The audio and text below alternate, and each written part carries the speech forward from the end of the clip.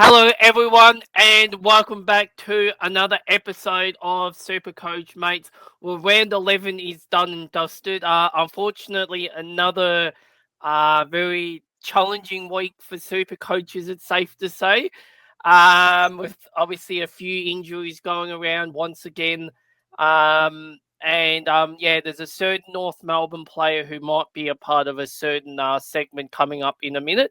But as per normal, I am joined by a very disappointed Thomas after watching his Saints go down last night. How are you going, Thomas? Yeah, safe to say I've seen better days with regards to how St Kilda's performed in recent weeks. Almost a routine loss, unfortunately, as some may have put it. I've gone down to West Coast and now Gold Coast is definitely frustrating. I think the even more frustrating thing was my super coach side wasn't much better this week. It was safe to say that a lot like other super coaches, my scoring this week was pretty uh, below par from what it's been the last couple of weeks, just inside the top 1,000 at the moment. But I don't know how long that's going to last for because I think the biggest problem I've got is just a lot of dead rookies floating around at the moment, which is definitely not helpful at all. And hopefully, this episode we can kind of give you a bit of an insight into the upcoming buys and particularly when we talk about the trades ins and outs, we can kind of dissect those players that we think are ready to go, and more importantly, who's potentially ready to be brought in to help you buy structure, particularly over the next couple of weeks, because this is for a lot of super coaches make or break when it comes to the buyers upcoming.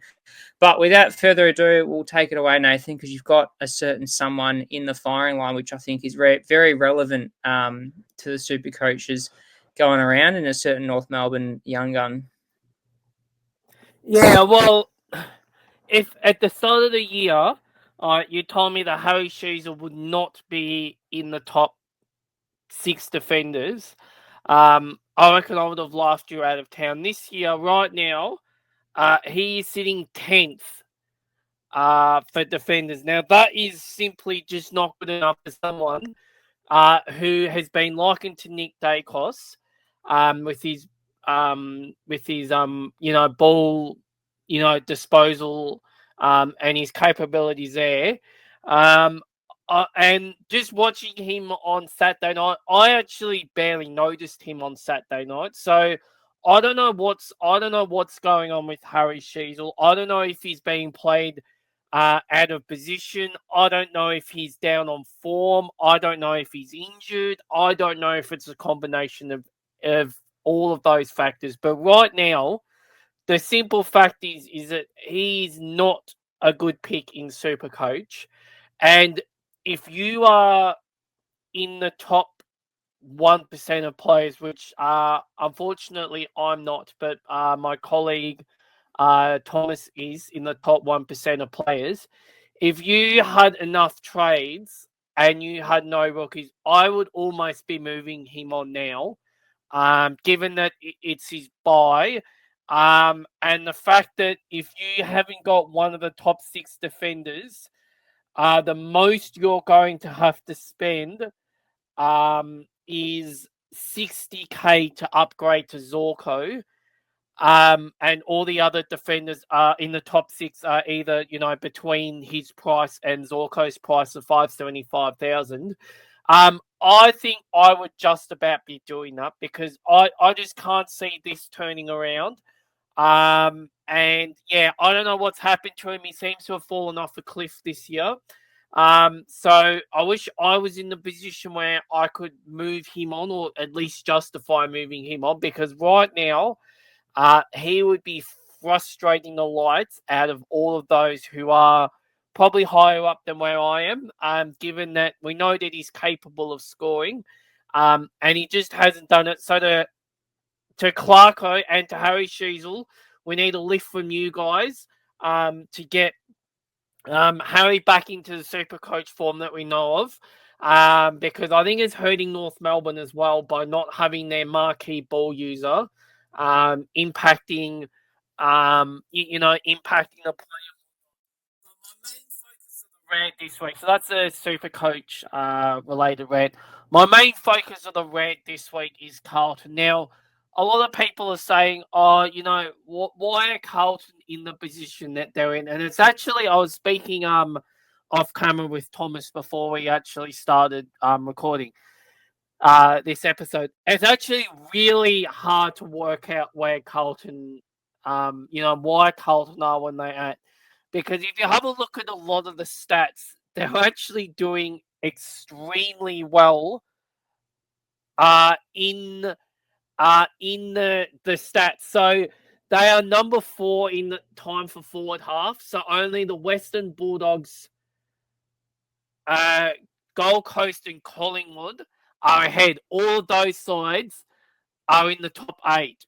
They're 7th for disposal difference. They're 3rd for inside 50 differential. Only Gold Coast and the Western Bulldogs are ahead. Again, 2 top 8 sides. They're number 1 for contested possessions. They're 3rd for intercept possessions. 6th for ground ball differential. 1st for forward 50 ground balls. Number 1 in first possession at stoppage situations, but then they're 17th at getting it to a clearance, so that's another issue. 3rd in post-clearance contested possession, which is a huge sort of, premiership statistic. Is basically your ability to win contest away from stoppage. So that sits 3rd in that. They're 5th for clearances. They're 8th for shots, including the 2nd fewest shots conceded. They're 8th for expected scores, including the 2nd lowest expected scores against. They're 2nd at defending chain possession to scores. They're 3rd at defending ball movement and 3rd at their own ball movement from one end of the ground to the other. They're 2nd at defending that ball movement and allowing opposition to score. And then they're 4th themselves at scoring from that same ball movement. They're 2nd at defending defensive half to forward 50 ball movement. And then they're 4th going back the other way. They're 3rd at defending those scores, so defensive half to forward 50 scores. They're 5th at scores from stoppage differential. They're 11th at scores from turnover. They're 5th. Sorry, they're 5th at defending scores from turnover. They're 6th in scores from forward half differential. And they're 5th at scores from centre bounce differential. So they are like a lot of stats that they are doing extremely well in. But where they're letting themselves down, and this would be frustrating the lights out of Michael Voss and Carlton supporters, they're 18th for disposal efficiency. They're 17th for kicking efficiency. And they're 15th for handball efficiency. Now, if there's 3 stats that you probably don't want to be the bottom of the rung in, it is probably those 3 stats, given that is basically your whole offensive game, is how you use it generally, how you use it by foot, and how you use it by hand. All right, so the fact that they're bottom 4 in all 3 of those stats, despite being basically 2nd to 6 in just about every other stat I've been through, it is remarkable to think that this side can be, where are they on the ladder? They are 12th on the ladder, and they don't look like playing finals. But I don't know if this is crazy. I'm still not giving up on them, because if they can fix this disposal problem, basically the rest of their defensive game is in that good a shape that they can spike really quickly up the ladder. And the other thing which I've just found out tonight, that was presented on Fox Footy's on the couch, was that they have the 2nd easiest draw in the run home. So I'm not giving up hope on Carlton yet. I don't know if they're going to win the Premiership this year, which would probably frustrate a lot of Carlton people. But the fact that they are top 6, or at least in the top half of the table in just about every single stat that you want to be in the top half of, and yet they are sitting outside the top 8, is just absolutely remarkable. So to Carlton, we need you guys to lift. Well, I don't want Carlton to lift because I'm a Collingwood supporter. But we need Carlton's ball users to actually start using the ball efficiently. Otherwise, they are going to keep seeing these types of results where they are basically shooting the lights out in terms of statistical, where they sit statistically wise, but they can't win games. So to Carlton, you need to find some ball users because everything else is in good shape. And yeah, that is my nag for the week. So it sort of didn't really tee off this week on anyone, which is, probably a good thing. So we just need Harry Sheasel to get back in form.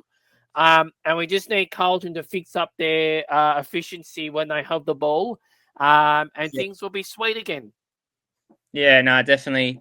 I think for Carlton supporters alike, they really need to get their team over the line over the next couple of weeks. As you said, there's a soft draw coming up for them, so definitely would be nice to see them probably converting some of that disposal efficiency into that positive sector at the moment because of how bad they've probably been with that ball in hand, and that probably is reflective of the likes of Cripps and Walsh and co really not firing on all cylinders when it comes to those SuperCoach scoring. I know Chair has been a positive light in my side at the moment for the last kind of fortnight or the last 3 weeks, really, with how well he's been going personally from a SuperCoach perspective. But I think if the Blues can turn it around on that disposal efficiency, that'll be a big say in where they go later this year. And definitely for Sheasel owners, that's a big one that they need because I think with trades at the moment dwindling sides with injuries coming in left, right, centre, rookies not firing, and people having a hold on to these underperforming premiums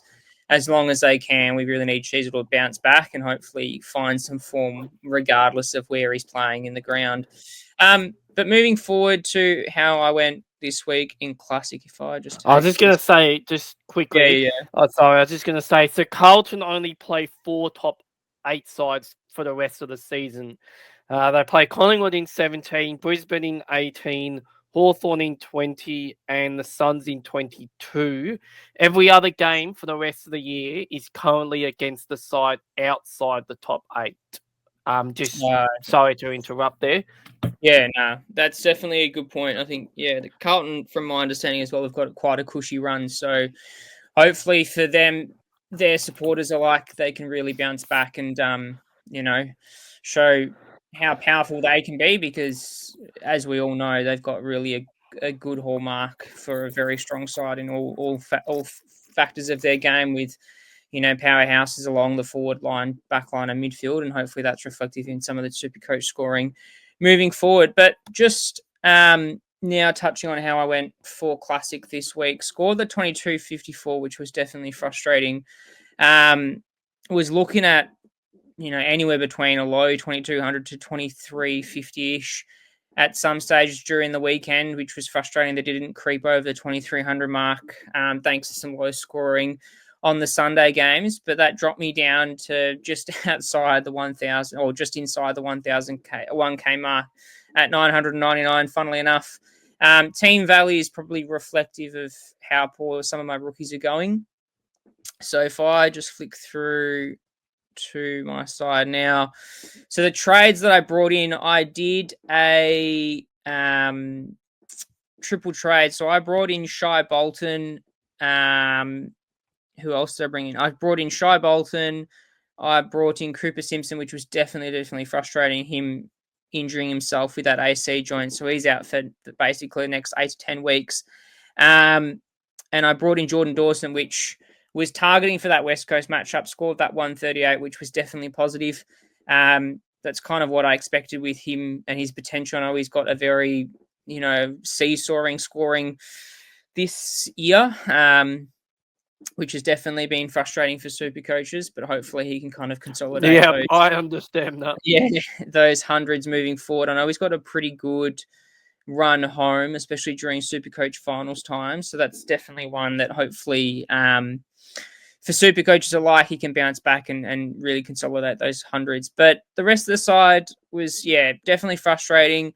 The defensive line was as low as it's ever been for a while. We've spoken about how frustrating Sheezel was. Whitfield ended up being utilised as a forward at some parts of that GWS Carlton game, which was super annoying for myself with how well he's been going. Jordan Clark, they played in pretty horrible conditions, I believe. I didn't watch that game on the Saturday night, but that Freo Port Adelaide game, it was pouring with rain all night. Yeah, pretty horrible conditions. So for those halfbacks, that, someone like a Jordan Clark who's quite aggressive and needs that clean ball in hand to really transition that ball from defense to offense positively. That probably didn't reflect in his scoring, unfortunately, because of that weather, which wasn't great. But he's always someone that has such a high floor that for someone like Clark Silk, it really isn't that bad when he does have those low scores. I guess he's been so consistent that you can kind of forgive him to some degree with those low scorings.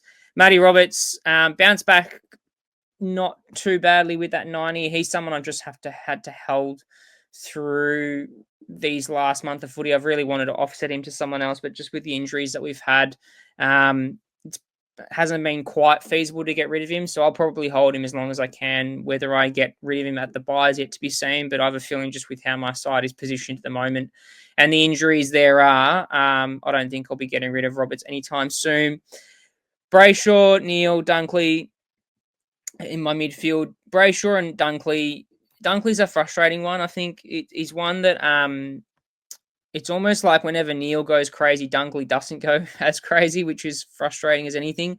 So hopefully, he can kind of consult. Like a 95 isn't a terrible score, but hopefully he can kind of bounce back a little bit and get back to those 110, 120 scorings. He, has, I think the benefit with Dunkley, we've talked about this in the past, is that he doesn't have the ability to get tagged. You've got McCluggage and Neil ahead of him. I guess the downside with him, sometimes he ends up being that tagger or defensive tagger amongst the best midfielders in the competition, which can kind of negatively impact his scoring to some degree. But I guess if his floor is, high 80s and 90s and it's not super often, then you can't complain there. Connor Rose, he'll end up going back for me with the departure of Zach Reed, I believe, this week.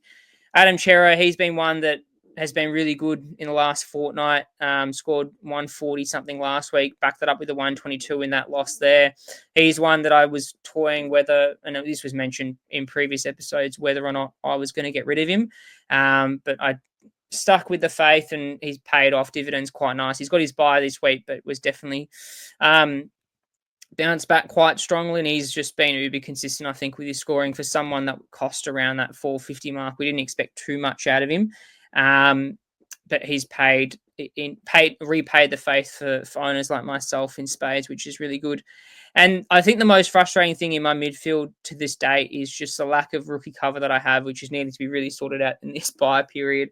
Sardale Hawley had a feeling was going to get dropped. We obviously talked about this in our Thursday video when the teams came out. Yeah, he was gone. And then he did his hamstring in the VFL, which really didn't help owners like myself. So he's out for probably a month or so at least. Huswaite, I'm hoping will get a game potentially next week. Fingers crossed. And that's at a stretch, really, with how poor Hawthorn have probably been. Whether or not that gives Huswaite the ability to come back, who knows? I don't know if that's the case there, but hopefully he can get a game and provide some cover. And Campriali's been obviously a dead rookie since day dot, so he's been, just someone I can't really have gotten rid of quite yet. Maybe that'll change over the buys. Boxall was the one that I thought he'd get a full game with how our bench lined up. Potentially, I was thinking maybe Zach Jones was a sub or Hunter Clark, but Boxall was that sub. He didn't do too badly when he came on late, did some good things. Hopefully, now that, we've really suffered, regardless of who've got in the park, hopefully we can just play the kids and Boxall gets a full game, and hopefully that kind of rejigs his cash generation. Forward line, the usuals were very good. Warner, Petrarca, Smith, Rankin, nothing too demoralising there. Caleb Daniel was obviously on my field for Clear. He's just off with the buys at the moment whilst I'm playing around with who I want to trade. The most frustrating pick, though, I don't know, Nathan, if you brought him in, Shai Bolton. He was one that... No. This was a very, very last minute trade, but he was one that I was debating whether I was going to bring in, and we'll touch base on this a bit later on with trade ins and outs. But yeah, he was one that was very, very last minute with Shai Bolton. And I thought, with the dire straits that I'm with cash generation, I thought, if I trade out a McRae or a Horn Francis, which I did for both of them, and make that 70k or 80k, depending on who you traded out, to utilise elsewhere, that could help in future weeks. And Bolton, he was looking like he was going to score a 5 or 6 early days in that Port Adelaide Freo game, but to his credit, bounced back quite nicely to score a 73, and then for what could have seemed a 30 or 40 score, definitely repaid the faith a little bit of bringing him in and scoring a 73 and essentially almost a 60-point half really to get a respectable score. And hopefully, fingers crossed for my team with how it's lined up. We'll talk about trades before the end of this episode, but I've got quite a heavy round, not around 12 bye, but around 13 bye now with Clark, Sinclair, Brayshaw, Marshall, and Bolton being the premiums. Whether or not I get rid of a Marshall or Bolton when their bye comes or hold them is yet to be seen. But hopefully they can repay the faith this week and get quite a strong score. But I know you're not too heavily focused on Classic this year, Nath, but who was your standout player for your side before I talk about my one? Well, my highest score for the week was actually Jack Sinclair and Lockie Neal with their 143. But I think I'm gonna actually give it to Jordan Dawson. To be honest, the 138, he has been a bit of a yo-yo this season. But yeah, when he scores, he generally scores quite well. So I thought he'd always score well against West Coast, and I could have easily gone a bit of a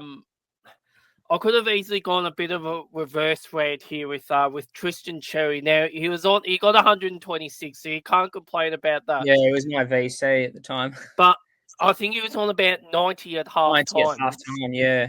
So the fact he only scored 36 in the second half shows how well that Collingwood managed to nullify him in that second half, and reduce his scoring to only 36 in that second half. So I was a little bit disappointed that he didn't keep going on with it because he was on track for one of his 170 games.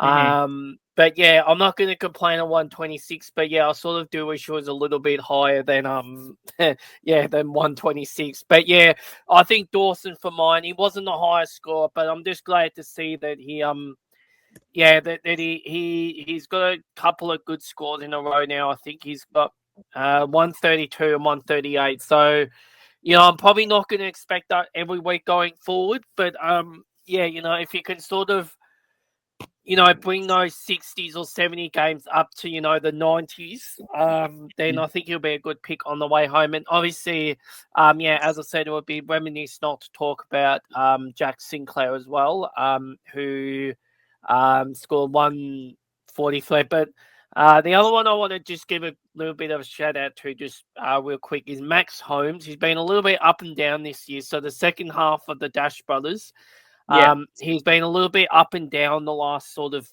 2 months or so, but 128 on the weekend. That game really suited him. It was a running game, high turnover game, high stoppage game. So high impact on scores from turnover for Geelong, but a high stoppage game overall meant that him and Bailey Smith's run on the outside was particularly valuable. So I'm probably not going to expect 128 every week from Holmes, but if he can sort of, be like Dawson, find that sort of mid-ground and just consistently stay there, I would much rather that. So, they were sort of my players of the weekend. I can see you've got a big St Kilda play here with Jack Sinclair on there. So, one of the take it away. Yeah, one of the few shining lights in the St Kilda side, and has been for the last 2 weeks, or has been for a while now, is Jack Sinclair. I brought him in last week. Obviously, we spoke about this in last week's episode. Had my eye on him for a little bit, and was always going to probably bring him in at some point. I just was waiting for the price to be price to be right. So had him for the West Coast game and scored a 130 odd, and now he backed it up quite nicely. I know Gold Coast have a tendency to leak points to opposition defenders, but definitely didn't expect a 143 with how poorly we were in majority of patches of that game. 29 disposals, 5 tackles, 1 goal. I guess the big positive I've seen with Sinclair across the last month of footy is really kind of grown into that role, a little bit of that aggressive halfbacks and then playing stints in the midfield. He always seems to have an impact now wherever he is around the ball. I think in years gone by when we used Sinclair in the midfield, it was almost like a break glass situation where it was like, well, we're getting smacked in the centre clearances. We need a Sinclair in there to really change the game with his kind of, explosive speed and elite foot skills around the ball. And I think early days with him in that role, he almost seemed a bit lost in there and almost just not overawed by the situation, but it was just with his kind of style of play where it was very clean off halfback, just really didn't suit that in an under-contested kind of work around the midfield. But he's kind of grown into that role of being that aggressive halfback and then pushing forward and really flourishing in that midfield and always being a goal threat. I think a lot of his big scores have always, I think there was a bit of a risk of bringing him in earlier in the year where a lot of his scores were correlating to big scores because he was getting these clutch goals. I know in the Carlton game he scored really well and he got a goal very late in the piece, which almost leveled the scores. And he's now really just probably showing super coaches how good this pick is, and he easily could be ending up at D1, D2. I think Sinclair is very versatile in the way he's playing at the moment. He can play, forward pushing to midfield. He can play in the guts. He can play off half back. He's not super reliant on getting, 35, 36 touches. He's, getting all facets of his game right, and that's reflected in his big scoring. And this is what I spoke about last week. I know I keep comparing him with, the other halfback in our team in Wanganeen Millera, but I think that the big difference is the impact of what Sinclair's producing now, and Naz is getting there. I think the negative side of Naz, having watched, obviously every St Kilda game, he's almost doing not too much with the ball, but almost our teammates aren't really being able to read the ability of where Naz is kicking the ball to or how elite his ball skills are. And sometimes we're just not good enough to kind of execute what Naz is trying to do. And he almost does too much at times, which can correlate to a lot of turnovers. And we saw that at against West Coast last week, where he scored that 63 and he had a ton of the ball. That wasn't an issue, but it was almost just doing way too much with it and overcooked it a lot of the time. And we just didn't have the class forward of centre to really complement what Naz was trying to do. And hopefully as our team improves and those youngsters improve, can kind of complement what Wanganeen Millera is doing. And I guess that's where some of his scoring is going a little bit astray, but Sinclair has been one that's been really impressive in the last month of footy. He's got his facets together with his midfield work and his defensive work, and he's been really impactful around the ground, which has been really nice to see alongside what Naz has been doing for our side. So that's who my player of the round goes to, and I guess he's reflective of what Nathan was saying earlier with how how Sinclair and likes of Sinclair and Neil are going in his side as well, that's for sure. But moving forward to our trades ins and outs, and this is what we're going to do a little bit differently moving forward. Rather than just maybe targeting 3 or 4, we're just going to have a more in-depth conversation about some more players across the top 10. And this is from the SuperCoach website. So this is at the time of recording across all coaches, what coaches are looking at throughout the week. And this obviously will change. If you watch this episode on Thursday, for example, before the teams drop, this may change prior to, the lockout. But just looking at the trade outs here, I don't know how this will look on screen here. It's maybe a little bit small, but we'll fix this up for next week. If we do move forward with this style of kind of talking about the trade ins and outs. But the trade outs, off the top of the bat there, Zach Reed, Cooper Simpson, Luke Trainer, will kind of combine those 3 together as 2 of the 3, or 3 of them have been really popular rookies, one of which was a super popular trade in this week. I brought in Cooper Simpson, and he just does his injury straight away. What are your thoughts on Reed, Simpson, and Trainer? Are they simply just trade outs regardless of how you spin the wheel, or is there any merit in holding any of them? Nah, I think Reid has to go. I think it's time to, unfortunately, accept that. Yes, he got his 300 odd thousand, but I'm going to use this opportunity. I think to bring in Whitfield, but I will say though that there's actually no shame in not trading this week. Yep. Just because every player that you bring in is going to have a buy over the next 4 weeks anyway.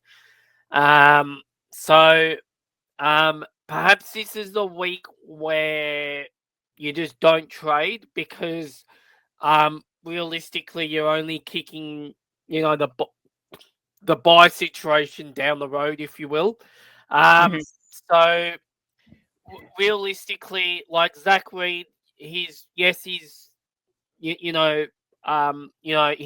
He's not going to play again for a little while, we suspect. But like the guys who are who you're probably going to bring in, so Whitfield, Whitfield's got a bye coming up. Bailey Dale's got the bye this week. Connor Rhodes's got the bye next week. So Connor perhaps it might Rosie's even this be week, sorry. Pum. Oh, Connor Rose. You're saying, yeah, Connor Rosie's got the upcoming bye. Yeah, this week. Yeah, Bailey Dale's got the bye this week as well. and then Harry Whitfield Sheasel's got the bye this week. this week. So yeah, if you are looking at buys, ideally what you would, in an ideal situation, what you would do in these bye weeks is you would find a player who is a rookie, so like Matthew Carroll, for example, who has the bye this week. You trade him out for someone who's coming off the bye. So I don't know who's got the bye. I don't know who's got the bye next week. I'll just quickly get up who's got the bye next week, just to sort Next of week is just next week's St Kilda Freo players. So say I know you can't actually do this trade, but in an ideal world, say you trade out Cooper Simpson next week, who Yeah, has his bye, you bring in Charlie Kerno, who's just had his bye. He'll play the games for the rest of the year, and then you don't have to worry about that again. That's ideally how you want to trade around these bye periods, is to get rookies to their bye and then trade them out for other players who are just coming off their bye, especially more so those premium players. yeah. So that you don't have to worry about them for the rest of the year. Because if you trade someone in this week, they're just going to have a buy in the next 3 weeks anyway. So you're kind of not really gaining anything by doing it. So yeah, I normally don't trade this week historically. Even when I was doing classic a little bit more seriously, I never really traded this week because I always had that belief that that you're essentially just bringing in someone who's going to have a buy anyway in the next. Well, it used to be a 2 week buy. It used to be a 3 week buy period. Now it's a 4 week buy period. But that was always sort of my justification. So I think I'm probably going to stick by that rule again this year because I'm not doing it as seriously. That I don't know what to gain by trading this week necessarily, but I definitely think that there's a few guys who I would have on my radar to come next week. So I think Liber probably will come in. I don't know what Butters. I don't know how Butters is going, but yeah, I think Liber will come in next week. I don't know how Butters is going. I don't know what he scored on I'm the just bringing it up weekend. now. Butter scored the straight ton this week, so he's 100, priced 585k ish. and he's 585.9. He's got a break in just under 200. 196. So, so I don't know how. I don't know. There is some way you can get projections up. I think there's some way you can get projections up. Yeah. So he's projected to drop.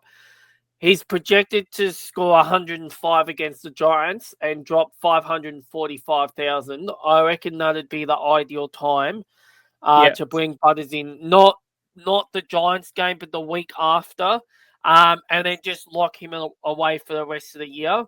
So yeah, that's sort of what I'm thinking about doing. But yeah, I don't know if you're any different with that belief, Thomas. But yeah, unless there's a standout rookie, Yeah. then I probably wouldn't be trading this week. Just for that reason, because anyone you trade in is going to have a buy in the next 3 weeks anyway. Yeah, no, 100% agree. I think you got to tread a fine line, as Nathan said, with regards to who you want to bring in and just be careful that they do have their buy coming up. It's not like any teams have already had their buy thus far. The Port Adelaide, Carlton, North, who else have got their buy? Sorry. So the round 12 buy. So this week coming up, it's Carlton, North, Port, and the Dogs. So obviously they're the first ones on the chopping block. So they're the ones that you probably want to be targeting, or the players targeting the week after in that round 13 bye. So we talked about the Butters example briefly, but he's got the Giants. So maybe Bedford tag comes there. So the week after perhaps. But Bontempelli, Libba, Dale, Chera, Walsh, Cripps, those common players. North Melbourne, you got most people got Sherry and Caleb Daniel and whatnot, but those players that have had their buy, you want to be targeting post buy there, so you don't come up in a situation where you're essentially just getting rid of players because they have their buy currently and bringing in players that have their upcoming buy, and then when their buy, does eventually come in round 15 and 16, all of a sudden you've got more players than you need to that have that buy, and then you're just blowing up essentially 2 buys in one go. And you're not really making any ground there. So, yeah, it's definitely one of those buys where it is quite frustrating because, all it needs is a couple injuries here and there, which can really blow up your week in entirety, especially when you're planning for buys. But, yeah, Reid, Simpson and Trainer, just going back onto that original point about those 2 rookies, I think they're all ready to go. Reid's got that hamstring issue, which I believe from when I was watching that game, the commentators were saying that it was his He's out good... for 4. Yeah, I would say 4 to 6 at least with his hamstring history. I History. believe it was his good hamstring that was the one that was injured. It was his right hamstring. I know he's had issues with his other ones. So definitely frustrating for Reid, who he got a good string of games together and was looking like almost like a D6 keeper in some degree with how well he was scoring as a rookie, but it's time for him to go. And I think the benefit with him is you can pretty much get whoever you want if you've got enough money in the bank. It's not going to, don't have to blow up 3-4 trades to just get him up to someone decent. You can get him up to pretty much anyone you want. Cooper Simpson had that AC joint injury. I don't know if you brought Cooper Simpson in, Nathan, but he was the rookie on the bubble. For a lot of players like myself that needed an option to bring in, he's out for 8 to 10 weeks, I think, with that AC joint now. So he's pretty much a dead rookie for the remainder of the season. Another Frustrating. one. Yeah, only had that one price rise. So price at 148K. So he's one that, had all the potential to get to 250 plus, but just injury kind of ruined that situation. So I guess I wouldn't be desperately wanting to trade him out. He hasn't made much money at all. Obviously, he's not going to make any really more money until season's end if he does come back into that side post-injury for whatever reason. But by that stage, you'd be well finished with most sides. So he's one that's a dead rookie for now, and it really doesn't really matter when you trade him out. I would just trade him out when you get the right time to, and the right player that you want to bring in. And Luke Trainer, I know Nathan messaged me off air during the game in that dream time. It seemed like he was having a role change rather than playing in that D50 area where he was scoring quite nicely. He was playing up forward as a half forward. So I'm assuming more as a defensive half forward. So it's it looked that way. Yeah, so it's one that if that role change is persistent, I wouldn't expect too many strong scores from him. He's I one think it that's... was more because of Tom Lynch as opposed to anything. But yes, it was definitely frustrating for owners when I saw him up There's the top always that. there. Yeah, there's always that risk there that I think with players, as soon as they have that role change, and if it does work and the coaches can stick with it, or it's always an option for that role change to happen again. So Trainer, I got rid of him a while ago, and I don't think he's made much money since when I got rid of him. But he's one that I guess you could hold. I know his break even's not massive. It's not over in the hundreds yet. He's about 70, 80 odd. So it's one that you could potentially hold if you desperately need a warm body on a field, but you can easily flip him to, say, a Campbell Gray on the opposite slide there, or the opposite picture there with that number one trade in option at the moment. He's really the only rookie there that is likely to be any benefit for us with him playing the 2 games and having that cash generation almost immediately. But he's also got a tough matchup against the Giants. So it's, frustrating for owners, no doubt, with what traders we're going to be doing. But just quickly with the trade outs there, we've got Harry Sheasel there. We spoke about in Nathan's rant there. I think there's merit in both trading and holding with him. I think if you do trade him out, you trade him out purely because you need numbers on field this week because he's got the bye this week. But it feels a little bit sidewaysy because, he's not like a mid-price or a rookie that's made a ton of money and now it's getting ready to rid of him. He's been a top liner, or he's priced at pretty much, one of the most expensive defenders going around at the start of the season. I'm not quite sure if he was D1 to start the season or D1. So he's had a massive fall from with the pricing. So he's one that I guess if you do get rid of him, this is the week to probably do it on his bye. And if you've got the trade, just get rid of him to whoever you want, whether it's a Holmes or a Zorko or a Sinclair. Probably not a Sinclair because he's got the bye the week later. So you're not getting too many points ahead of that trade. But if you're desperate for numbers or healthy bodies on field this week with this bye, I would say this is the week, obviously, to do it with Sheasel. But I could easily see him bouncing back to some regard. I guess the most frustrating thing with Sheasel is where Clarko decides to play him. If he plays that half forward role pushing to the midfield, it just seems scoring this year hasn't quite worked with him. It's worked in the past. He scored quite nicely in that role prior. It's not like this is a completely new role for him. So, one to watch. But I would say that if you're desperately looking for 18 this week, and Sheasel's your ticket to getting 18 on field, and you can facilitate another premium. And I would probably lean towards your Zorko and Holmes type of buy slightly later, and you're not stuffed around in that buy already. That's probably the way to go. And before we wrap up the trade outs, there's obviously 2 other names there that are staring off the page, other than Carroll, Hall, and Bice, who are rookies that are ready to go. Carroll, I guess, is one that I would argue potentially maybe hold if you can and use him as buy cover rather than trading him out at his buy. I don't know what his break even is exactly. Let me just bring it up. I think it's 30 odd. So it's not 35. 35. So it's definitely manageable when he comes back. So it'd be one that I guess I would lean towards probably holding and then trading. I guess if you're desperate to bring someone in, here's an option to trade out. Maxwell is one that's definitely ready to trade out from a St Kilda perspective. As is Bice.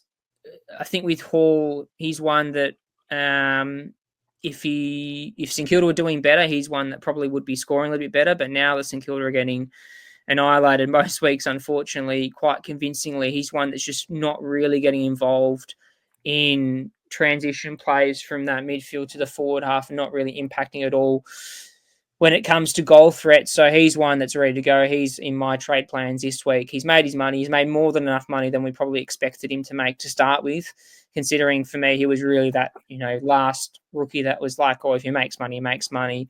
It's not, it's almost like a Kako version, which we didn't expect him to score that well. But he's done his due diligence and he's done his job nicely, more than what we could have expected for Max Hall owners, and it's time for him to go. As is Bice, if you probably haven't gotten rid of him already, he's one that's made his money. If you can get into a premium, just get into a premium straight away. But the 2 that I want your thoughts on, Nath, is one being Jack McRae. Is it more a case if you didn't trade him last week when he had that initial injury? Do you trade him now or just hold him throughout until after his bye if you've got cover?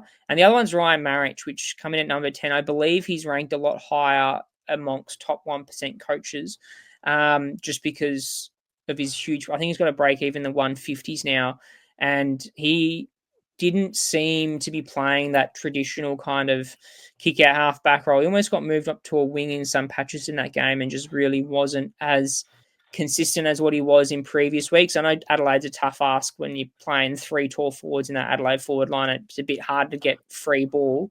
But what are your thoughts on Marich and McRae with the trade-out kind of category in mind? Yeah, well, I'll start off with marriage. So I think it depends on for both of these players, I think it depends on specifically what you had them in your side for as the start of the year.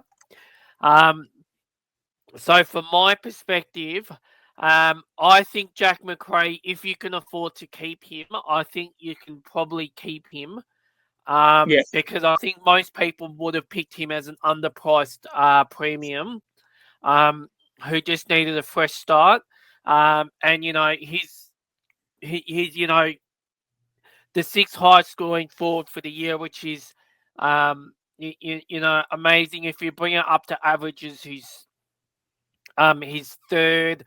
So I would be comfortable with keeping Jack Macrae um, if you have the space in your side to be able to, and you can work around him.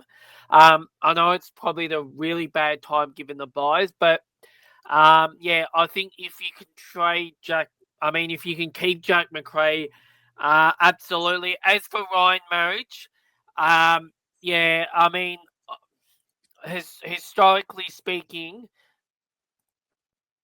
you don't pick a player at $223,000 and then expect them to be a keeper in your side for the rest of the year. It can happen, but history says you probably don't want that type of player in your side. His break even this week is 154. They're playing Geelong at home. I don't think that's going to be a good matchup for Ryan Marriage. I think I would be moving him on now. He's done a great job. And yeah, perhaps this is the one exception to the rule where if you're not trading this, where normally I would hold this week. But this could be an exception to the rule just because that break even is ridiculously high. They're playing against Geelong. Yeah. They're probably going to get smashed. So I think now is the perfect time to move on Marriage, get someone in who can get you home for the rest of the year, whether it's Warner, Rankin, Nick Martin, one of those guys, Bailey Smith, you probably already got. Yeah, someone who you can probably is a little bit more reliable to get you home for the rest of the year. I reckon Nick Martin's um a good little shout out there. The problem is he's 568k, so even to go up to that, you're going to need to find about 80k. So yeah, I think if I had Marriage, I think I'd be moving him on for Nick Martin myself. But that's just my 2 cents worth. So to basically to sum up what I just said, Macrae keep if you can, Marriage move on. Yeah, no, fair enough. I think if you didn't get rid of Macrae last week like I did, I'd probably just hold if you've got cover. He's going to be a top 6 to 8 forward, I believe, anyway. St Kilda's got quite a nice run home for midfielders, especially in the back end of the season. And I think if Macrae can get back to full fitness, that's what we want as St Kilda supporters. And he's so important in that midfield rotation at the moment with centre bounce clearances and his ability to get the ball in and under. And I think hopefully can really rebound that scoring back into the hundreds, 120s in no time whatsoever. And Marich, yeah, he was one that was pushing into a wing. I've just looked at his heat map on DFS here. And just looking at his heat map, he was playing off that half back line, but yeah, pushing up and getting his disposals as well on that left-hand side wing. So it's definitely one that's frustrating for owners that shift has happened. We were all hoping, I think, I'm not an owner myself, but was really hoping that he could kind of hope for owners that did had him, are really hoping that, he could stay in that traditional halfback role, take the kick-outs, take the cheap around the back handball and get the effective kicks around that half-back line, but it just probably wasn't to be this week against a tough Adelaide side. And I guess what Nathan was saying there is very valid. If you can get someone that's more consistent for the run home, I think it's a lot safer than, running the risk of that odd 40 or 50 that Marriage might produce if he's getting pushed up the ground. And Marich is still a young player as well. He's got a lot to learn. So who knows if he gets rested throughout the season. It's yet to be seen. He's never really had a consistent role until now in that West Coast lineup. So it's really this year where he's flourishing more as that defensive player. So if you can get him to a player that's coming off his bye, or if you want to get rid of Marich now with that massive break even and just make sure that you utilize that cash generation that he's produced as much as possible. Nick Martin's one I would probably look towards if you can. I'd say he's one that's been really good in that forward line and with that defensive forward swing. If you're not stuffed in that Essendon buy round, I think he's one that I would have my eye on if I was an owner with that Marich trade. But moving forward to the top trade-ins at this time of recording, before we move on to our vice captain and the captaincy options, the first two off the bat there, Campbell Gray and Angus Clark. I don't know if you know too much about Campbell Gray from the Tigers. I saw Angus Clark's debut, obviously, in that Dreamtime game, scored the 3 goals. This is defender on Supercoach, which is a little bit, not surprising, but a little bit different to what he was playing, obviously, on field in that Dreamtime game. Scored the 3 goals, won't score 3 goals every week, won't play Richmond every week. That's an obvious, but he's one that I would probably just, unless you're desperate for a rookie, he's one that I think will be given a fair crack at it, given Essendon's lengthy injury list at the moment. They don't have a ruckman other than Goldie at the moment, so they're really depleting their stocks. Ben Mackay, I think, is not going to play for them this Thursday night. They're missing Ridley. They're now missing Reed. They're missing a whole stock of Essendon players alike. So that means someone like an Angus Clark I could really see getting a fair crack at it, bar injury. But I wouldn't expect him to get, how many disposals he got? I think it was like 15 odd and 3 goals. I don't think that is going to be holding up anytime soon. You take his 97 that he made straight away and get the cash generation off that. But if you can, probably wait a week. Campbell Gray, an interesting one there. I think he was, if I can bring up his scoring, he did play one game in round 7 and then didn't play until back when he got back in the side in round 11. I'm just bringing up his squad. I don't think he was the sub. Yeah. So he was subbed off in that game back in round 7 and obviously has made his way back in the side in round 11 and scored an 82 there. So he's got a negative break even, which is what we want. I think he's really the only viable option for super coaches at the moment that I'm potentially going to bring in for Max Hall, and that gives me some even more money to kind of make some more trades. But I think Gray is really the strongest rookie option we've got this week. I know Oscar McDonald was in some conversations around. I know Alex Pearce got done for 3 weeks for that head high bump against Darcy Byrne-Jones. So I know that they're not reviewing it. They're bringing that to the tribunal. So whether or not Pearce gets away with it is yet to be seen, and that will impact whether someone like an Oscar McDonald might get back in the side.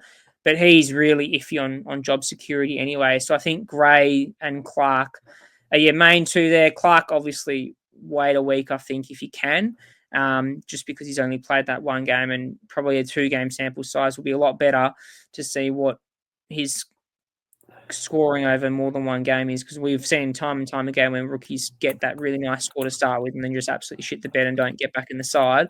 But I want your thoughts before we move on to our VC and Cs for the upcoming round, Nathan. If you did have to bring in a premium, we'll kind of break it up in defence, mids and forwards, but mid straight away off that list, Merritt and Dawson.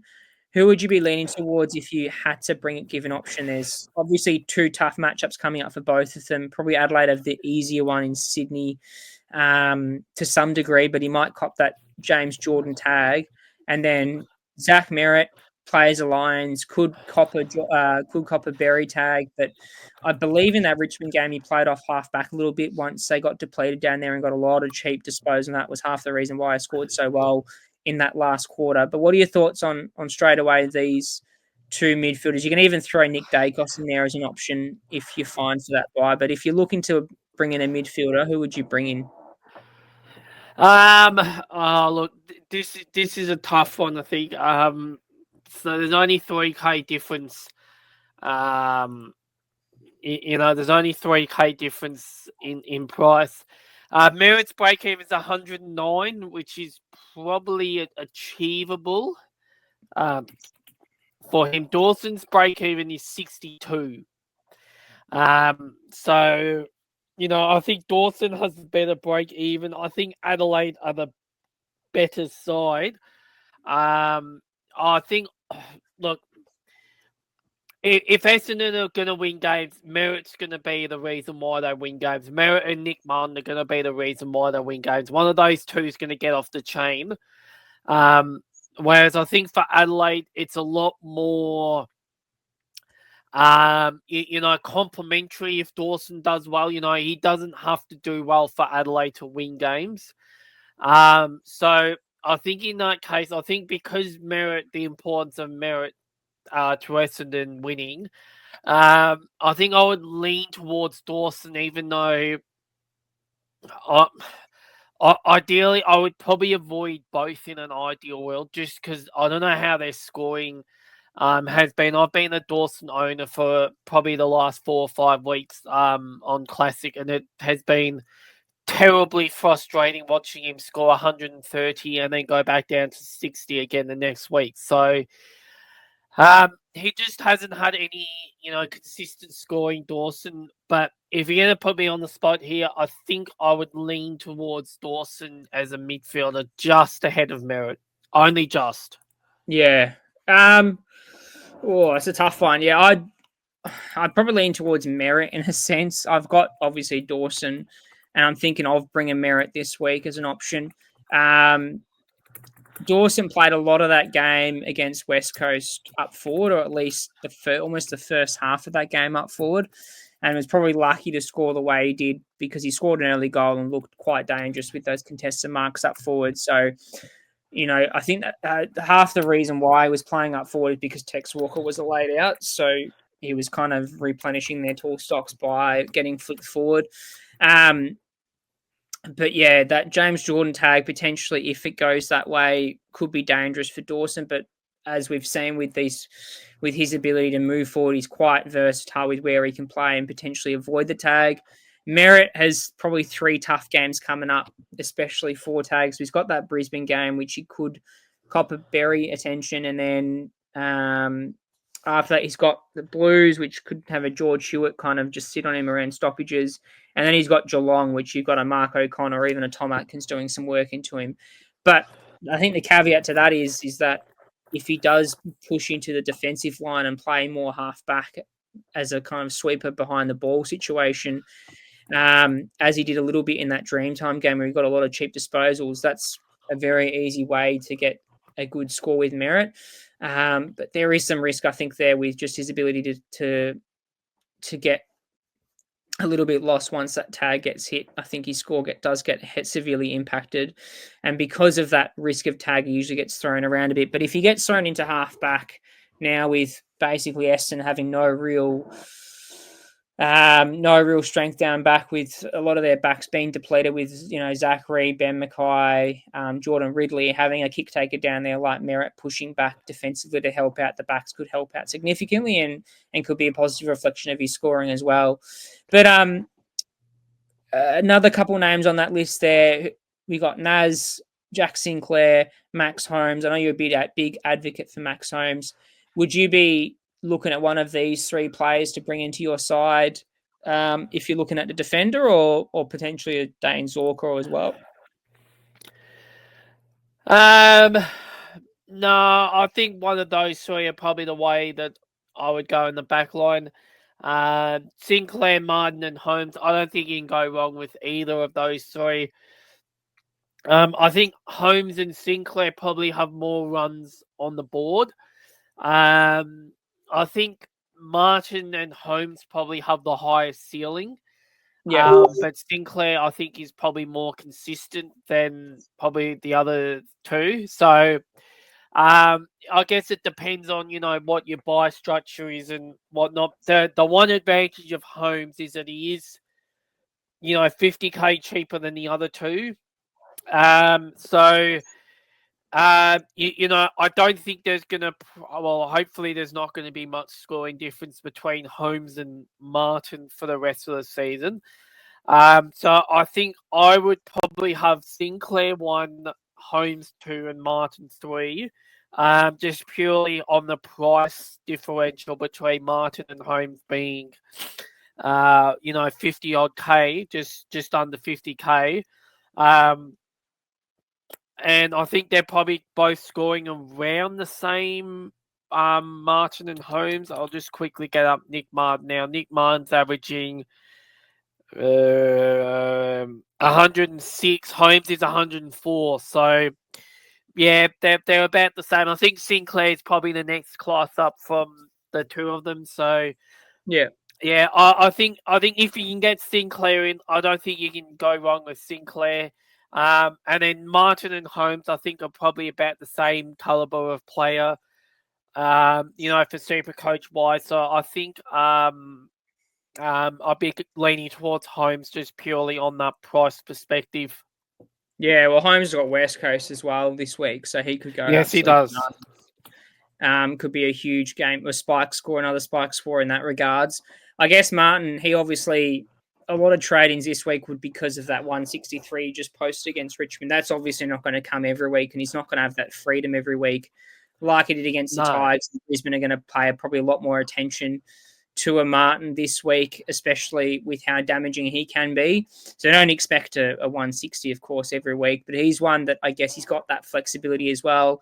He's pushing up in price in that 560K territory. So, if you don't, if you're not screwed around that by Martin's probably not a bad one to have, particularly if you can get him up forward, I think, with how many good options we've got down back. Sinclair, we talked about at length anyway in our player of the week and player of the round, sorry. And I think he's one that against Melbourne could score quite nicely with Melbourne leaking a few points to opposition defenders in the past as well.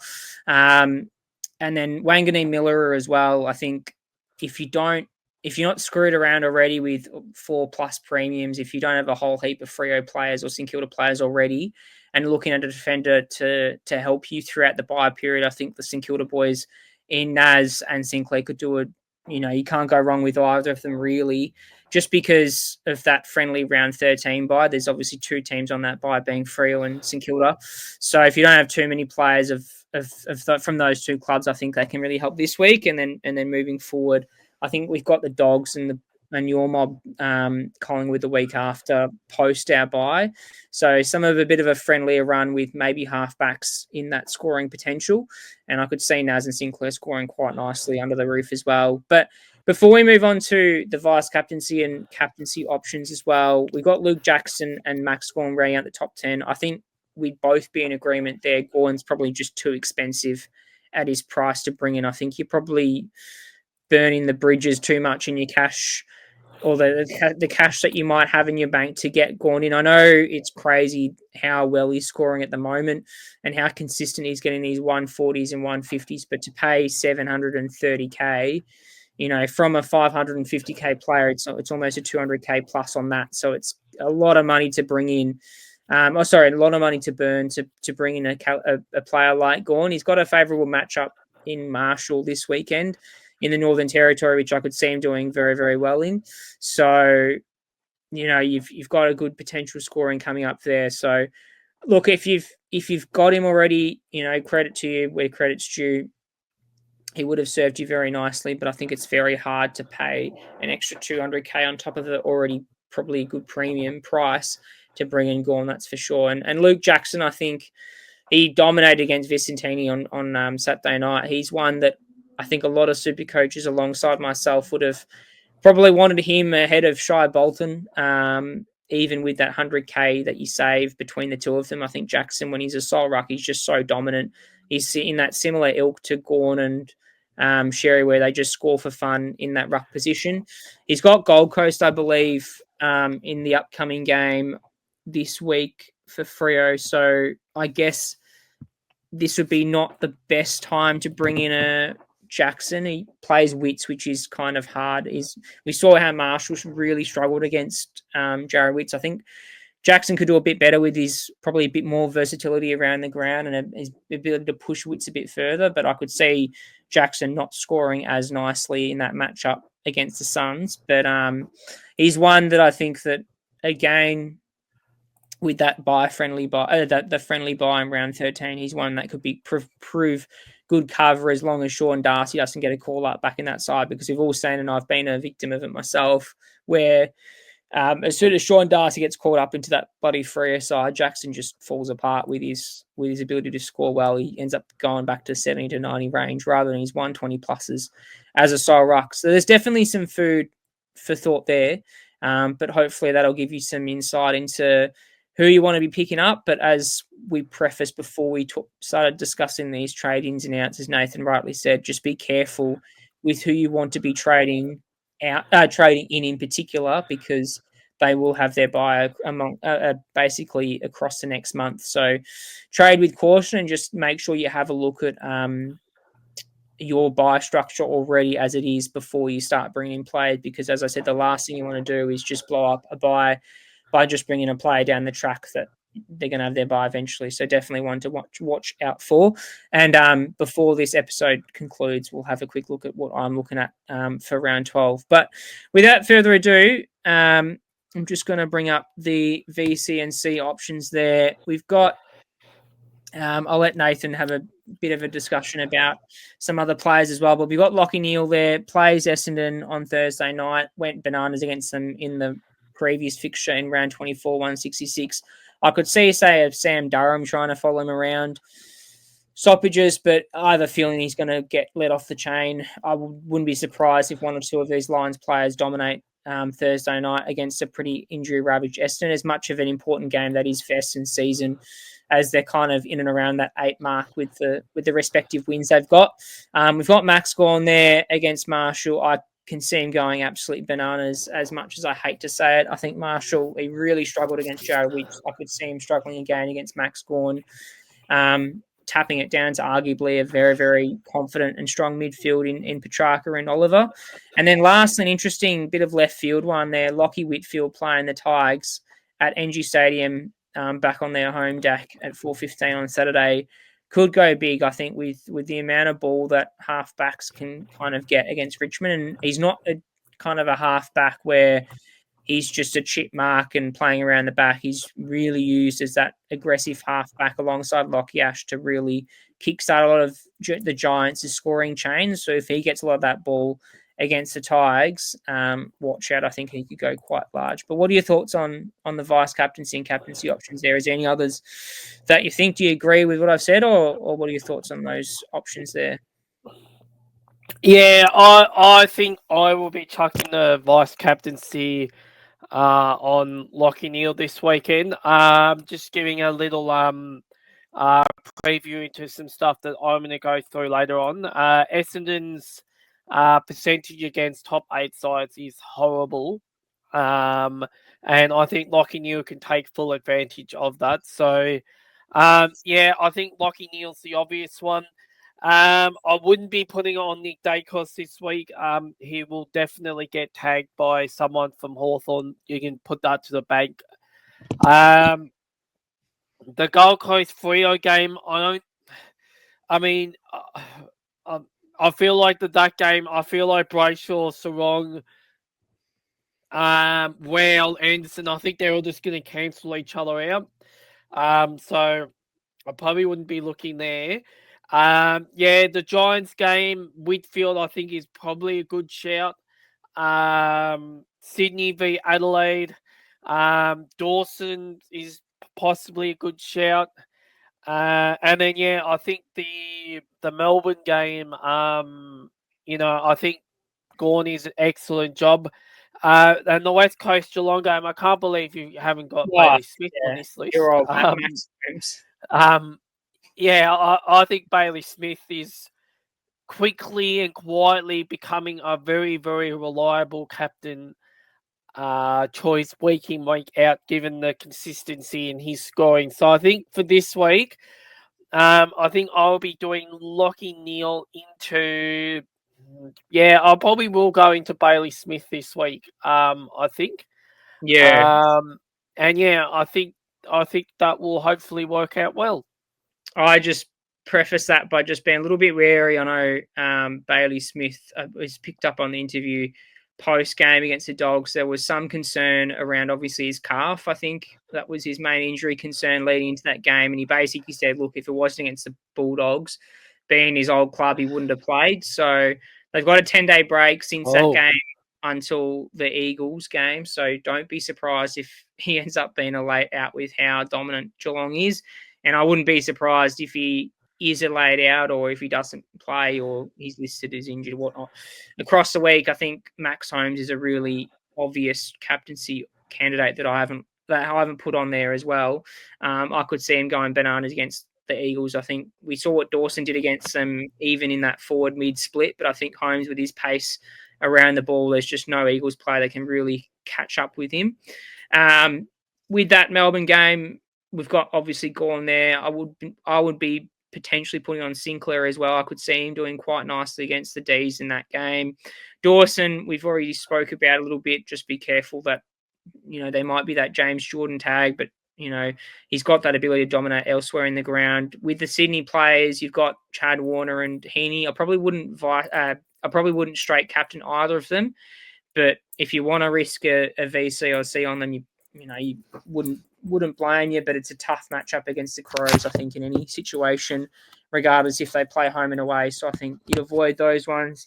And the only other one that I'd suggest in that GWS Richmond game is Tom Green. I could see him doing quite well. Whether they put a McIntosh or a Taranto to try and nullify him around stoppages is yet to be seen, but I could really see Tom Green dominating clearances and stoppages single-handedly in that game and scoring quite nicely, especially at home where he tends to score better as well.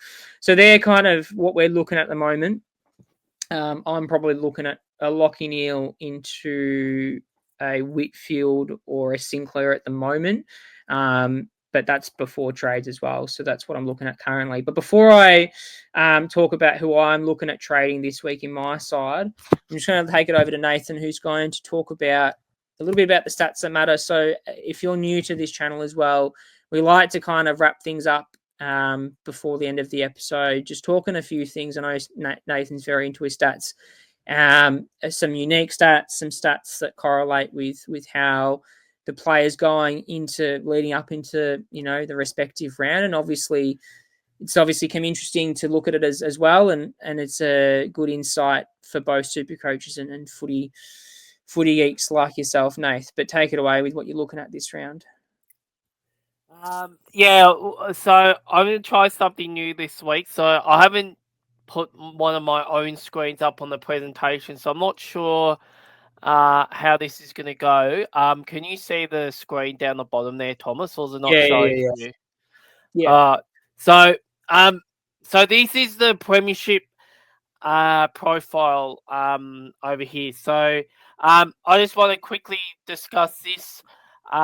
So you can see here, it's basically a table with all kinds of different boxes on here. All right. So basically, so each of the boxes represents something. So if you are inside the green box here, it means you are top 6. Did you want to bring it on screen, Nathan? Pardon? Did you want me to bring the box on screen? Yeah, you can bring it on the screen if you want. Just so everyone can see out there. Sorry, because Thomas hosts the show, I can't do what I'm doing now. Thanks, Thomas. Right. So as you can see over here, so I'm not sure if my mouse is gonna. Yeah.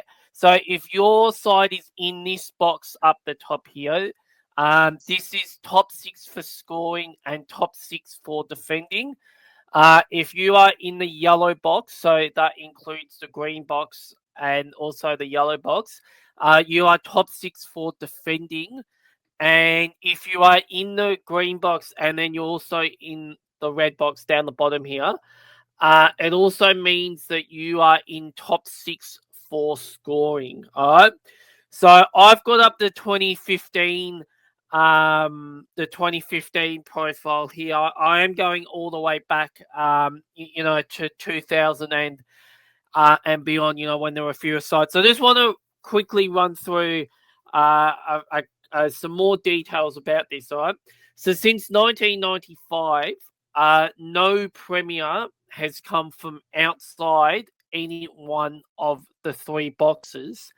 And since 2015, and I suspect it's 1995, but I don't have that full data available for me. Not even a grand finalist has come from outside one of the three boxes. So the furthest it is Collingwood in 2022 when they made a prelim, and the Giants in 2023 when they also made a preliminary final. So since 1995, only two premiers have been in the red box below the yellow line. So in other words, they've been 7th to 16th or 7th to 18th in defending. Only two since 1995 have been in this red box. So they are both of North Melbourne's premierships in 1996 and 1999. Just to add further to this, so since 2006, only two premiers have been outside this green box in the top right corner here. So this is called the Premiership window.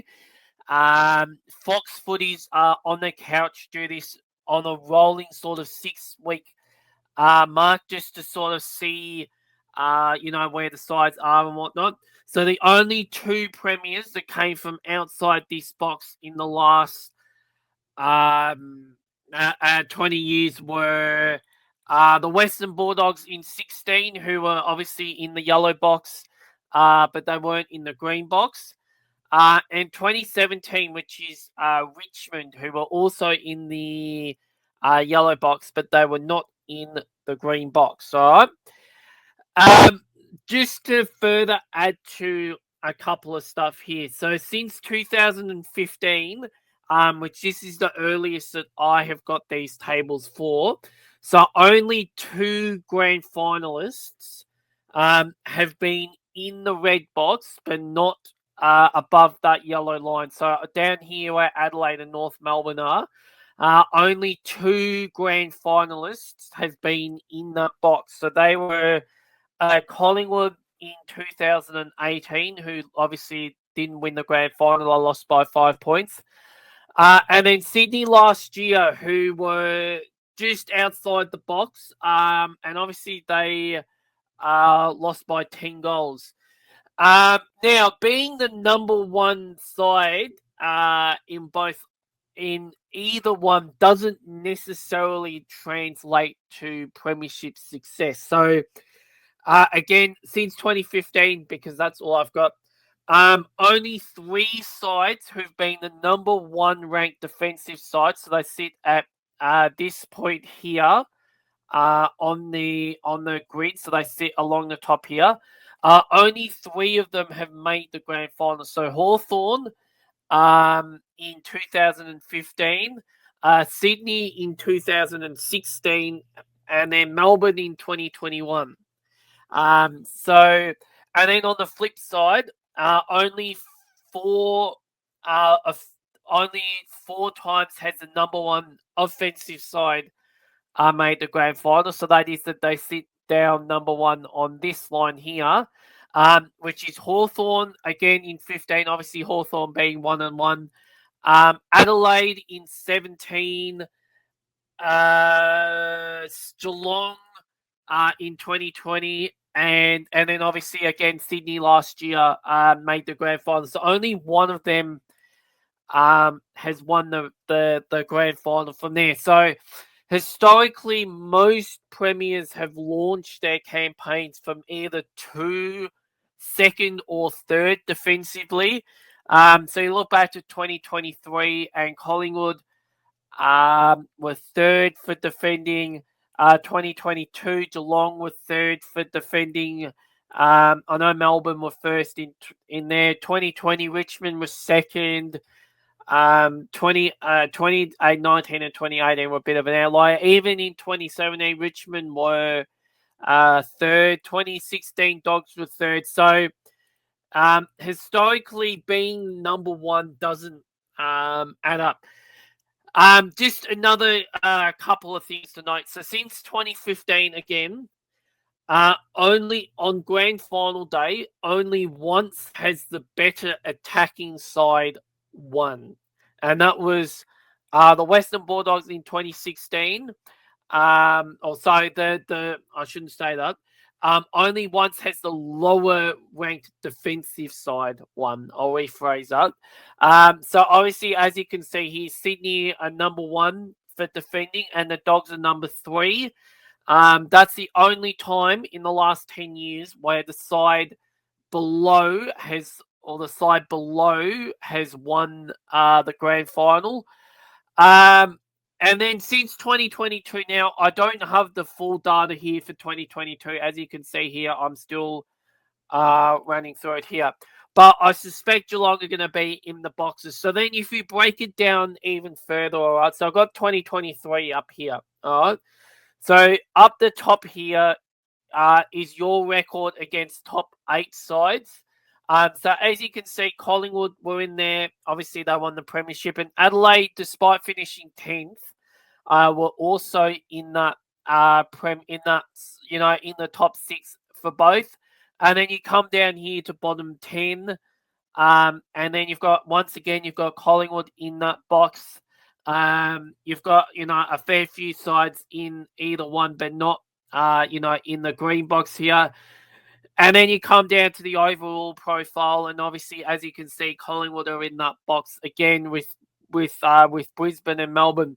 So last year, despite finishing 5th, Brisbane were actually in that box. So this doesn't just favour top 4 sides. This is basically a test on how your side is going offensively and defensively. So it's interesting to note that last year, the top 4 sides, which were Geelong, Sydney, Port Adelaide, and the Giants, were not in the green box. So they were all either in the red box, yellow box, or outside, but they weren't in both. So perhaps we shouldn't have been too surprised in the end that Brisbane won the premiership, given that they did sit inside this premiership box here.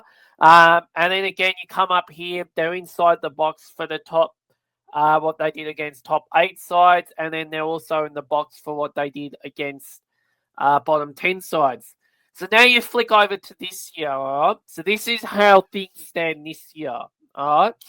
So as you can see right now, only Brisbane and the Gold Coast Suns are inside the green box for what they're doing against top 8 sides. So the surprise might be Collingwood.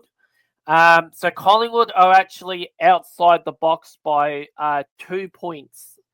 And because they're playing a top 8 side this week, if Collingwood score 82 points, and results go their way as well, they will actually move from this 7th into 6th, which will actually place them inside the window for what they're doing against top 8 sides. You come down to the bottom 10 profile. Oh, the other one I should point out too, is Carlton. So Carlton's percentage against top 8 sides currently 78%. Now, I don't think that's good enough for a side with that much talent to be in that position where their percentage is only 78 against top 8 sides. And this kind of explains why they are where they are, because if you come down here to the bottom 10 profile, so they sit 15, 4, and 7 against. And then you come down here to the bottom 10 profile, and Carlton sit 7, 4, and 4 against, all right? And their percentage is 140. So what that tells me is that they're able to belt up on all the bottom sides, but they can't play well against the top sides, which kind of is why Carlton are where they are as well. But then you come down here to the profile for the bottom 10s, and you've got 3 sides in there. You've got Collingwood, Geelong, and the Western Bulldogs. You've got the Gold Coast and Carlton, who are sitting on the fringes of that box. Hawthorn and Adelaide and St Kilda are sort of hovering around there, but they're sort of not really around the mark, if it makes sense. And then you come down to the overall one, and this is where it gets a little bit thing for some sides. So Collingwood, Gold Coast, Adelaide, and Hawthorn are in the window right now. All right, now this is a week-to-week thing. I'm adjusting this week to week as the results come in. All right, so those 4 sides are in there. The Giants and the Brisbane Lions can also win the premiership based on history. Now, we saw on Thursday night a cracking game with the Western Bulldogs and Geelong. But history says that these 2 sides cannot win the premiership based on what they're doing defensively, where they're not in the top 6 sides defensively. So it's just interesting to sort of keep note with how this is going. Obviously, I will keep doing this weekly off camera. I'm not going to go through it, every week, but I just thought I'd take this opportunity now just to present sort of this information, where your side sits in the grand scheme of things, so you can have a look at that. I'm going to leave it up here for a sec. You can have a look where your side is.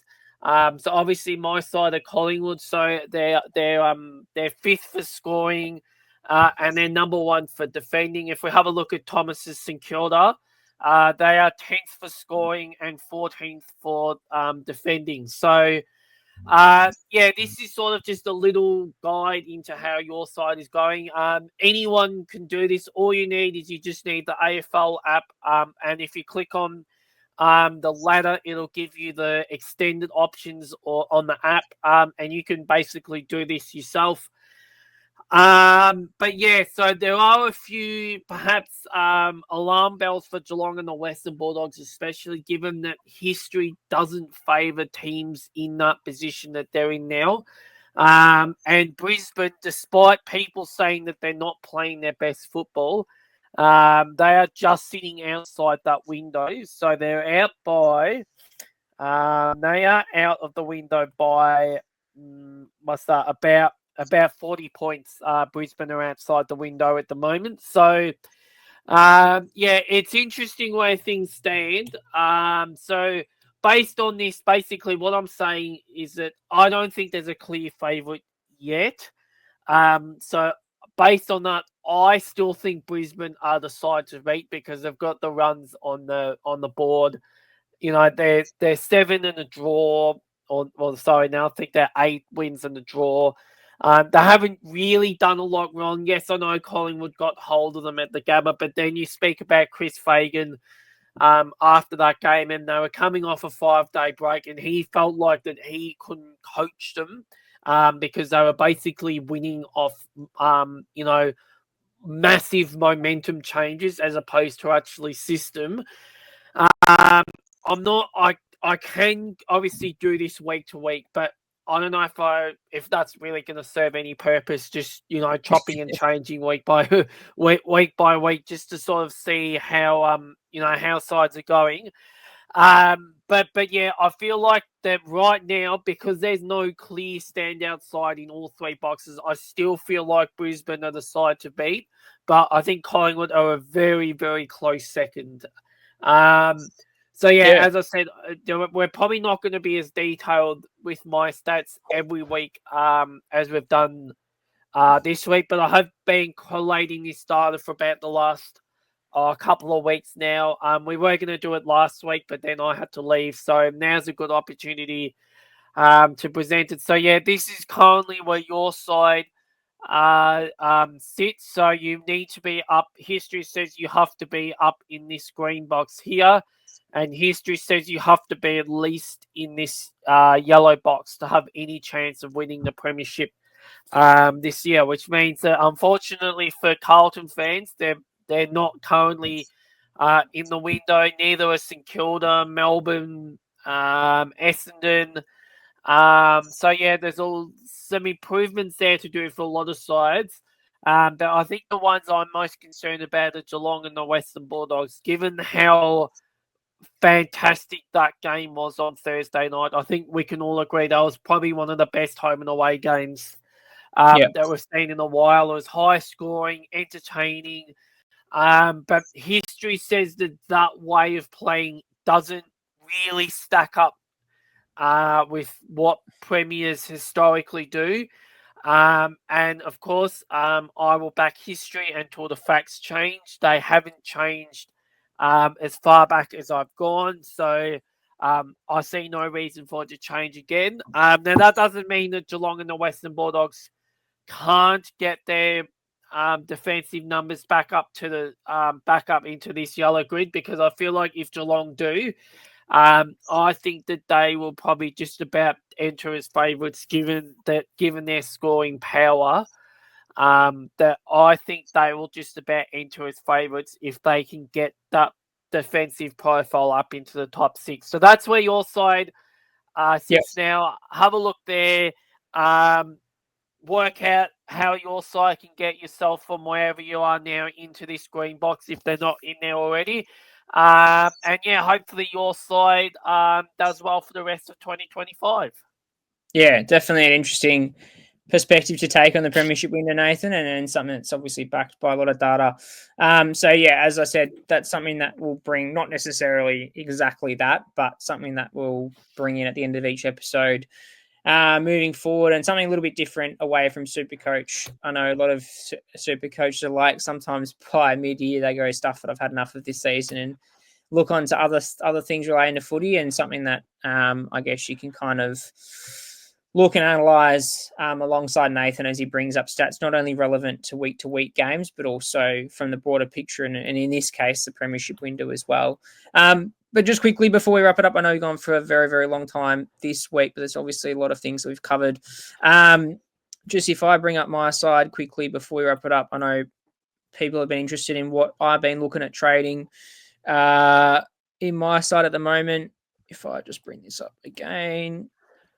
So yeah, as I said, the big problem I've got with my side is the cash generation with kind of a dead bench as it stands, which has been the most frustrating part of this season, is hasn't really capitalised on the cash generation of the most prevalent rookies. I know I had Nathan O'Driscoll, who made a fair bit of money at the early part of the season. I stupidly let go of Xavier Lindsay early on the season before he kind of rebounded post-injury and made another couple 100K, or made another 100K or so, which was definitely frustrating. And other than that, I think the only big rookie that I haven't had, bar the Marriage one at 220K, was been Elijah Hewitt. So there's probably two that I've missed, which has been super frustrating to deal with and trying to get money where possible. I guess the benefit with the trades that I've had is the players I've brought in have done quite nicely and haven't had to kind of rejig my team 3 or 4 times to get the right premium in. But just before we wrap it up, probably looking at getting rid of Maxwell. If you look at Maxwell's break even, it's into the hundreds there. I can't see him doing any damage against Melbourne in with regards to getting a super strong score on field. He's probably in all honesty, ready to get dropped in that side, or at least have a rest in the twos with how hard he's been working across the last couple months, and probably didn't expect to be, I wouldn't be surprised, expected to get called up as early as he did in the season, with the likes of Dan Butler getting injured so early on and probably Hall keeping him out of the side. But I think he didn't probably look at his best on Sunday evening or late Sunday afternoon against the Suns. So he's one that is ready to go, I think. So he's probably going to go. Look, if Campbell Gray gets, if I bring up his name here, if Gray gets named in that Richmond side against the Giants, I'll probably go him if he doesn't get named as sub, just as a bit of cash generation. That means I've got 300K in the bank, which means I can do a fair few things, which eventually what will look like is probably Zach Reid out, swap Rosie into the mids, and then it gives me, if I get rid of that filter, gives me a fair bit of money to play with. Obviously, it means I can forward Bontempelli with 100K in the bank for next week if I decide to go down that route, but I believe he's got a pretty high break even. If I just swap that out there. So his break evens, 136, which is manageable when he comes back after the bye. That's for sure, but he's one route to get into. Merritt's another option that I'm thinking of. The only downside with Merritt, other than the tags and all we've discussed earlier on the episode, is he shares a bye with Neil and Dunkley, which is frustrating. So it makes him a hard task to get in. Dacos is another option, but Nathan says, obviously, with this week, there's a heavy chance he gets tagged either by Finn McGuinness. I know his break-even's only 117. Whether it's He's an getting tagged. You can put it to the bank. or Finn McGuinness goes to him. So that's probably not this week, but one that is at 536k is cheap, regardless of how you look at it. But there's a few options that I'm looking at this week. And hopefully that's one way I can kind of finish my side as we reach towards the latter half of the season. Because once Rosie goes back, that's pretty much my defensive line, by Roberts, who's kind of a last ditch trade. Whether or not I get rid of Cecil is yet to be seen. I'll have a think about that. Once that whoever midfield spot takes up there, Ashcroft and Boxall are left to go. My forward line's pretty much complete, tentatively speaking, with Daniel back in there. So if I swap out Daniel for Cleary, that pretty much means some sort of complete midfield. I'm not too sure if I'll hold Bolton for the entirety of the season. He's one that probably might go back to Horn Francis or McRae if I can facilitate it once the prices go down. But that's pretty much what I'm looking at this early stage of the week, and whether or not that eventuates is yet to be seen. But that's pretty much where I'm at before the start of round 12. But that's all we got time for today. I know it's been a long episode and appreciate if you've listened this long.